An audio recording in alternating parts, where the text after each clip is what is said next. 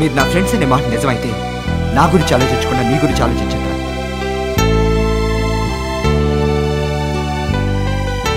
మీకు నిజంగానే సాధించాలనే పట్టుదల ఉంటే నడిచి వెళ్ళి దాన్ని చూడకుండా చేరుకోవాల్సిన గమ్యాన్ని చూడండి. Prasad, what is the next course after this? Prasad,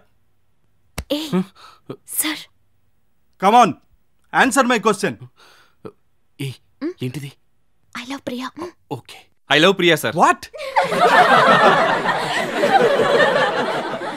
please get out of the class. Sir, I say get out of the class. Come on, get out I సే.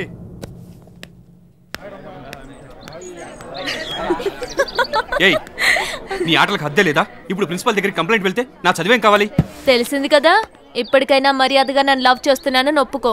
చూడు, నా మూడ్ బాగోలేదు. వేళాకోళం వద్దు, నాకు కోపం వస్తుంది. ఏంటి ఏంటి పెద్ద బెదిరిస్తున్నావు?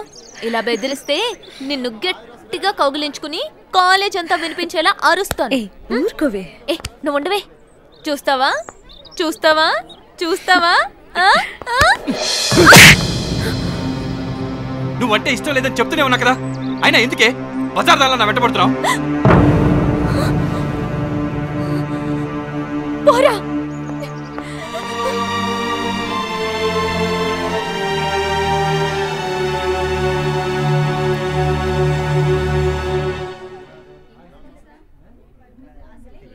ప్రసాద్, ప్రియ చనువుగా ప్రవర్తించడం చూసి నువ్వు తన్ని మిస్అండర్స్టాండ్ చేసుకున్నావు.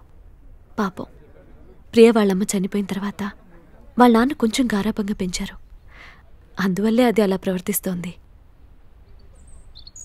నీకు తెలుసో తెలీదో, ఆ అమ్మాయికున్న ఐశ్వర్యానికి ఆ అమ్మాయిని పెళ్లి చేసుకోవటానికి ఎంతోమంది కోటీశ్వర్లు వెయిట్ చేస్తున్నారు. కానీ దానికి నువ్వే నచ్చావు. నువ్వేంట్రా అంటే, ఏ నీకు ప్రియ అంటే ఇష్టం లేదా?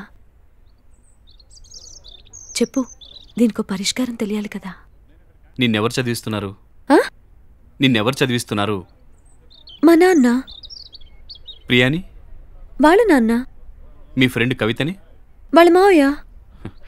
చూసావా, ఇక్కడే కాదు ఎక్కడైనా సరే చదువుకునే ప్రతి ఒక్కరిని వాళ్ళ అమ్మ, నాన్న, అన్న, మామ, తమ్ముడని వాళ్ళ వాళ్ళ బంధువులే చదివిస్తారు. కానీ నన్ను చదివిస్తున్నది ఎవరో తెలుసా? నా ఫ్రెండ్. నేను కలెక్టర్ కావాలని వాడు ఎంగిల్ ప్లేట్లు కడుగుతున్నాడు.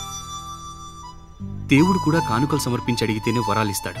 కానీ మేము అడగకుండానే మాకు కావలసినవన్నీ ఇస్తున్నాడే, వాడికి ఎలా ద్రోహం చేయను? నాకు ప్రియ అంటే ఇష్టమే, లేదనట్లేదు. కానీ నాకు ప్రేమ కంటే నా లక్ష్యం ముఖ్యం. అంతకన్నా నా గణేష్ దగ్గర నిజాయితీగా ఉండడం ముఖ్యం.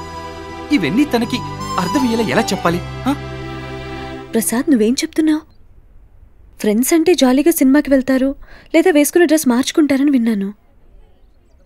కానీ అతను కష్టపడి నిన్ను చదివిస్తున్నాడంటే అతను ఒకసారి చూడాలి. మరి మీ అమ్మ నాన్న? అలా ఎవరూ లేరు. ఉన్నవాళ్ళు కూడా నీళ్ళు వదిలేశారు.